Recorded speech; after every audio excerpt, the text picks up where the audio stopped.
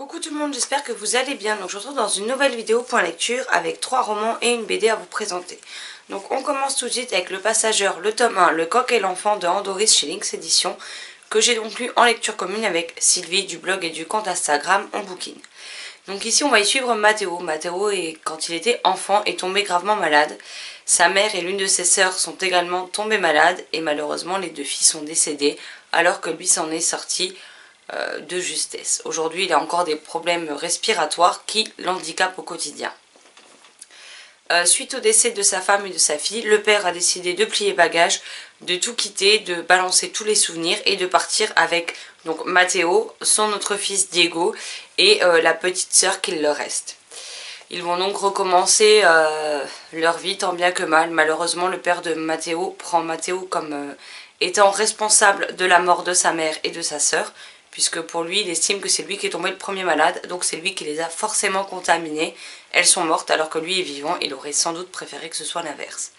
Donc on évolue dans un climat familial assez tendu.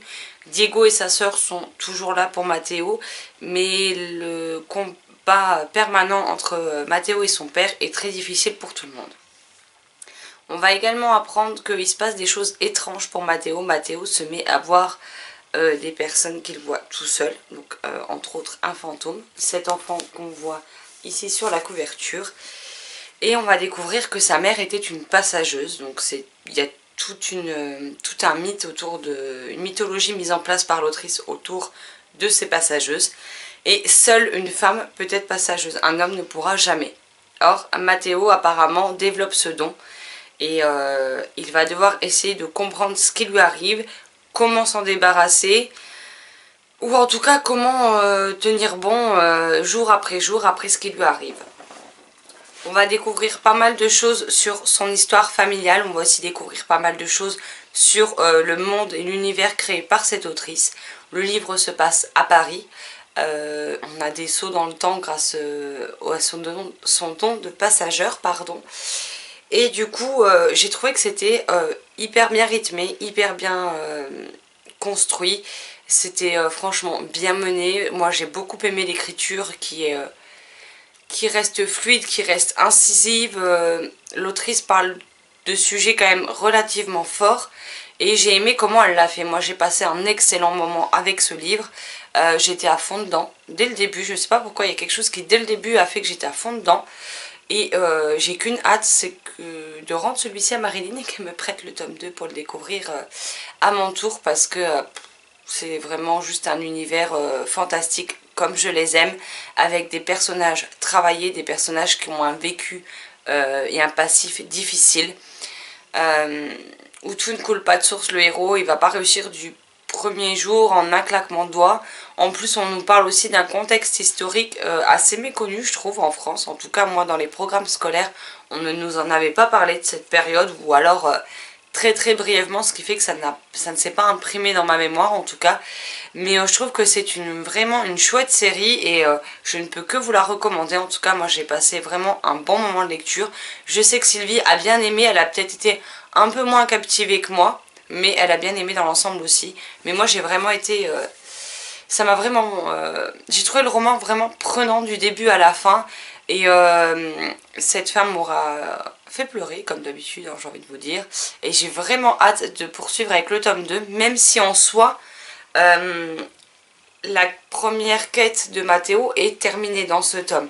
Donc on n'a pas un cliffhanger de malade par rapport à mon attente pour le tome 2. C'est juste que j'ai tellement aimé l'univers et les personnages que j'ai hâte de les retrouver dans un second tome, tout simplement. Mais ce tome-ci peut être lu sans que vous soyez frustré à la fin.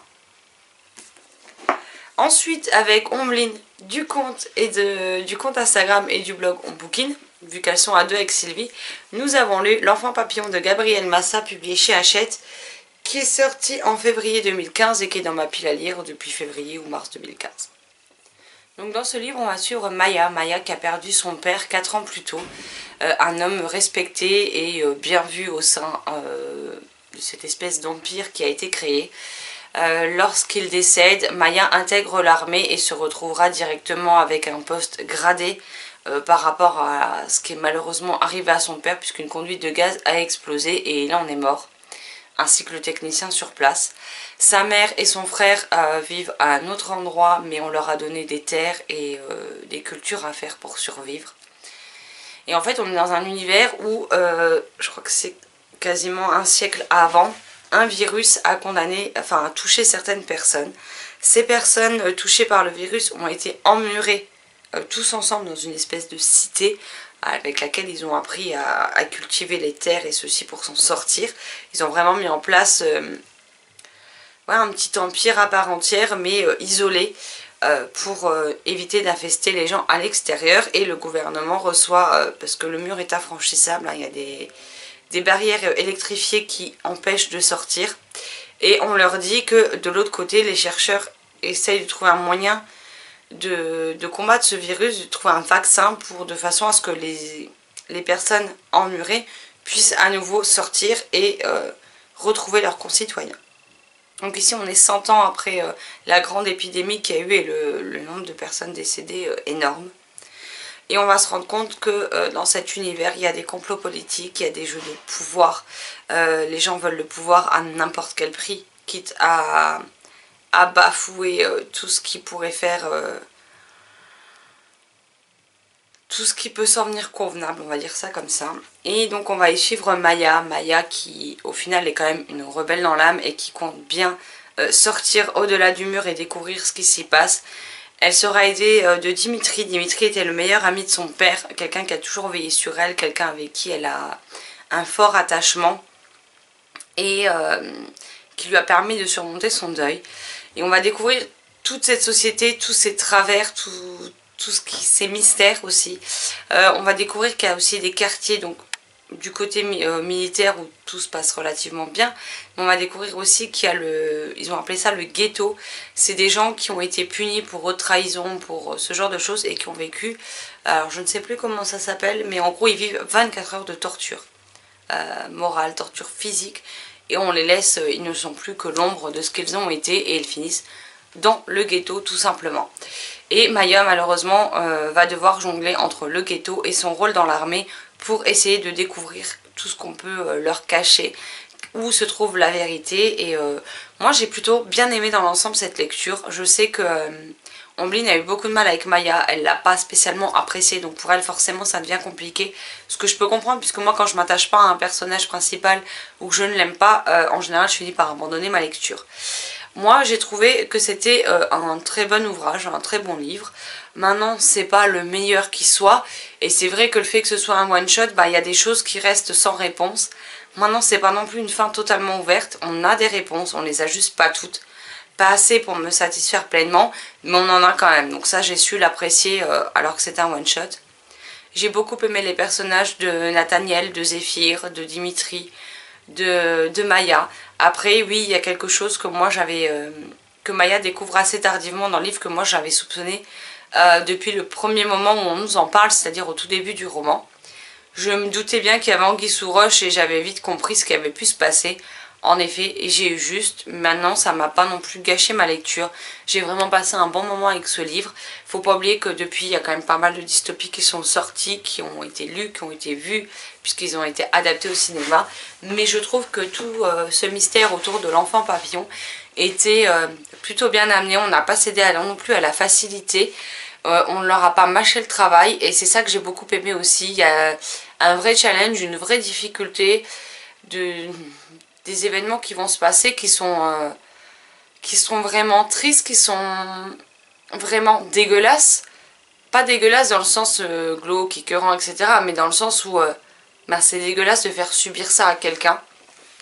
Et moi j'ai passé un très bon moment avec ce livre. Voilà, si vous ne connaissez pas, je peux vous le recommander avec plaisir, puisque en fait on découvre donc ce qui s'est passé 4 ans plus tôt.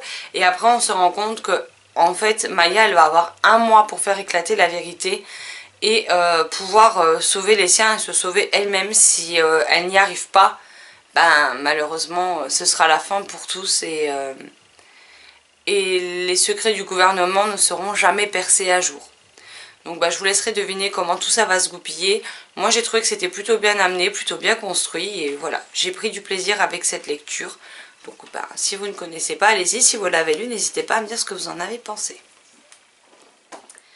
Ensuite, je vais vous parler d'un tome 4 d'une série que j'aime particulièrement. L'Antimagicien, le tome 4, l'abbaye d'ébène de Sébastien de Castel chez Gallimard Jeunesse. Donc on l'avait précommandé avec Marilyn. Bon, Nat aussi l'avait précommandé, mais elle ne l'a pas commencé. Marilyn et Tania et qui ont fait les lectures communes de Gardien s'est perdu ont commencé la série avec le tome 1. Marilyn et moi on a enchaîné avec le tome 4 vu que nous on était à jour dans la série.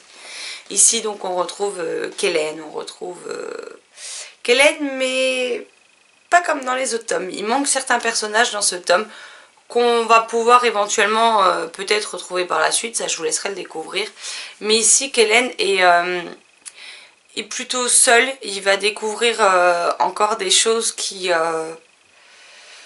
vont être compliquées, des choses qui sont pas simples à digérer, pas simples à accepter, des choses où à un moment donné Kellen va être plus ou moins perdue, à un moment donné on ne sait plus trop à qui faire confiance, de qui se méfier.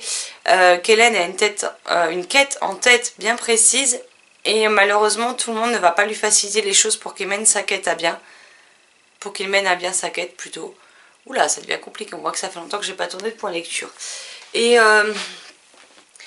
en fait je trouve que ces tomes, alors déjà que le premier était excellent, mais je trouve qu'ils sont de plus en plus... Enfin, ils sont meilleurs de tome en tome. Alors que le premier était déjà excellent. Le premier était vraiment excellent, les autres c'est à chaque fois des coups de cœur. Donc voilà, c'est vraiment un univers bien à part, un univers où on est dans un monde où la magie est au pouvoir, mais Kellen, notre héros, n'a pas de magie. Et c'est ça que j'aime, c'est un peu un anti-héros, il est pas du tout la fierté de sa famille, il est même le vilain petit canard, c'est pour ça que, entre autres, dans les autres tomes, il a fini par partir de chez lui. Il n'a pas de magie, il ne peut pas rivaliser avec de grands pouvoirs, il essaye avec d'autres talents, d'autres dons, de pouvoir combler, mais des dons que des gens comme vous et moi pouvons éventuellement avoir. Ça n'a rien à voir avec la magie, il est obligé de se débrouiller avec ce qu'il a, et c'est très peu. Et il n'y arrive pas toujours. Malheureusement, il peut pas sauver le monde en un claquement de doigts. Pour ça, il faudrait de la magie, magie qui se refuse à lui. On lui a tatoué l'ombre noire. L'ombre noire lui pose bien des soucis également. C'est vraiment un univers qui a été incroyablement bien construit. Les intrigues sont incroyablement bien menées et bien ficelées. Les personnages sont attachants ou énervants possible. Ce que j'apprécie, c'est que même si Kellen s'interroge sur ses sentiments envers certaines personnes, on n'a toujours pas d'histoire d'amour au bout du 4e tome, sachant que c'est des tomes qui font à chaque fois minimum 450 pages. Celui-là en fait même 478, donc il est plus gros. Et on n'a toujours pas de romance dans ces livres. Et c'est ça que j'apprécie parce que souvent en young adulte, la romance au bout de 50-60 pages, c'est réglé, ils sont en couple et ça me fatigue. J'en ai marre qu'il y ait toujours des histoires de cœur au milieu des intrigues, voire des triangles amoureux. Là, on a vraiment une série de fantasy jeunesse qui est divine, clairement. Pour moi, c'est un bijou cette série. Avec tout ce qu'il faut pour passer un bon moment et on n'a toujours pas l'ombre d'une romance. Je ne dis pas qu'il n'y en aura peut-être pas une d'ici la fin de la série puisqu'il reste encore 2 tomes. Donc normalement l'an prochain on devrait avoir la conclusion de cette histoire puisqu'il y a toujours un tome qui sort en avril et un en août, voire septembre. Donc ça devrait être bouclé l'an prochain. Je ne sais pas ce que l'auteur a prévu, je ne sais pas si oui ou non on va finir par avoir une romance ou non, mais en tout cas, si c'est le cas, ça aura mis beaucoup de temps pour s'installer et ne pas nous tomber dessus comme un cheveu dans la soupe, clairement. Je sais plus quoi vous dire si vous ne connaissez pas cette série pour vous donner envie de la découvrir. C'est vraiment de l'excellente fantaisie jeunesse. Tout est incroyablement bien pensé, bien mené, bien ficelé. Kellen, on ne peut que être attaché avec lui. On a aussi le Chakureuil, Rakis. Enfin, je veux dire, c'est un concentré de bonne humeur, de fou rire, de mauvais caractère, parce que Rakis c'est un Chakureuil au caractère vraiment bien trempé. Et je l'adore, je l'adore. Maintenant, ce que j'ai aimé aussi dans ce tome 6, c'est que l'auteur ne cède pas la facilité. S'il doit faire du mal à ses personnages, franchement, il n'hésite pas un seul instant. Et je peux vous dire que ce tome m'a serré le cœur à plusieurs reprises j'ai pleuré. J'ai eu vraiment, mais alors très très peur pour les personnages. Je sais que Marilyn, quand on avait atteint la première partie, m'a dit « Ok, j'ai peur pour la suite ». Donc même Marilyn n'était pas très rassurée. Moi, à un moment donné, j'ai été totalement dévastée dans ce tome. Et voilà, c'est ça que j'aime. Il ne s'encombre pas de se dire « Oui, mais il faut préserver à tout prix les personnages, c'est de la jeunesse, il ne faut pas leur faire de mal, etc. » Non, quand il a une idée en tête, l'auteur, il y va, il le fait. Et peu importe dans quel état, il laisse son lecteur. Donc voilà, c'est vraiment une excellente lecture. Et j'ai déjà hâte d'être en avril pour lire le 5e et avant-dernier tome. Et le dernier livre dont je vous parle, il s'agit d'une BD. Donc au moment où je vous tourne cette vidéo, on est dimanche. Samedi, il y avait le livre sur la place à Nancy.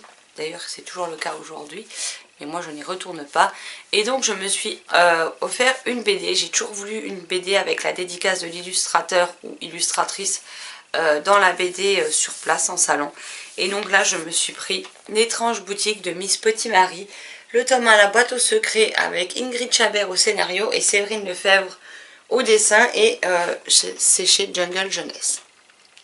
Donc j'avais déjà repéré cette série, donc là on peut apercevoir le tome 2, sachant que le tome 3 vient juste de sortir le 4 septembre. J'ai eu ma dédicace, donc on m'a demandé quel personnage je voulais, donc j'ai demandé Miss Petit Marie. Donc voilà. C'est vraiment impressionnant de voir les illustrateurs dessiner sur place. Surtout que juste avant, avant moi, il y avait deux personnes. Donc une a pris l'héroïne qui s'appelle Betty en dessin. Et une autre a pris le petit garçon, alors je ne sais pas comment il s'appelle, qu'on voit sur la couverture du tome 2. Donc j'ai vraiment pu voir les différents dessins en direct. Et c'était franchement intéressant. Je vous montre vite fait quelques planches.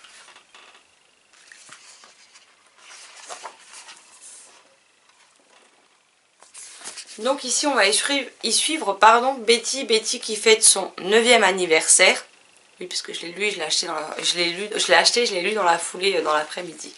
Donc elle fête son 9e anniversaire avec ses parents, la meilleure amie de sa mère.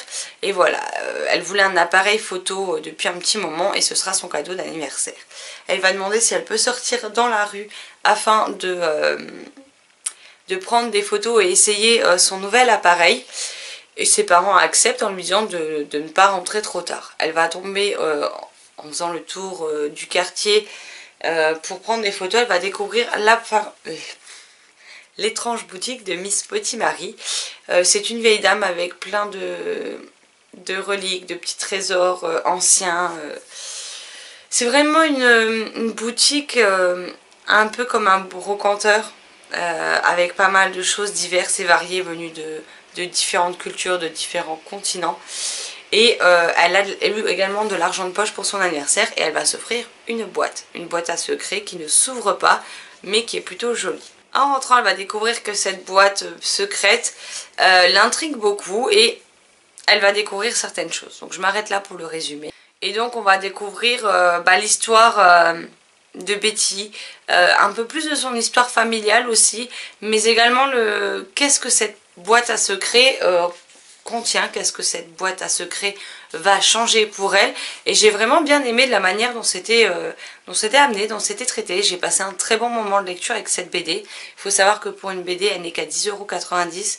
C'est assez rare d'avoir des BD à ce prix-là et je tenais à le souligner. En tout cas, moi j'ai beaucoup aimé et je m'achèterai avec plaisir la suite. Mais voilà, j'aime beaucoup vraiment les crayonnés, le choix de la colorisation. L'histoire était bien sympa, bien agréable et ça donne envie de poursuivre. Je vous laisse regarder un peu le type d'objet qu'on voit dans la boutique de Miss Petit Marie, puisqu'on les voit là sur la couverture. Et puis on a cette petite souris qui accompagne toujours Betty. Voilà, une chouette BD, que ce soit pour les enfants ou pour les adultes aimant la littérature ou les BD jeunesse. Et je peux que vous la recommander parce que c'était vraiment chouette. Voilà, cette vidéo est à présent terminée. Comme d'habitude, n'hésitez pas à me dire si je vous ai donné envie de découvrir ces titres, si vous les avez lus, ce que vous en avez pensé et quelles sont vos dernières bonnes lectures ou déceptions du moment. Sur ce, je vous souhaite un excellent mercredi, de très belles lectures et je vous dis à très vite dans une prochaine vidéo. Bye bye.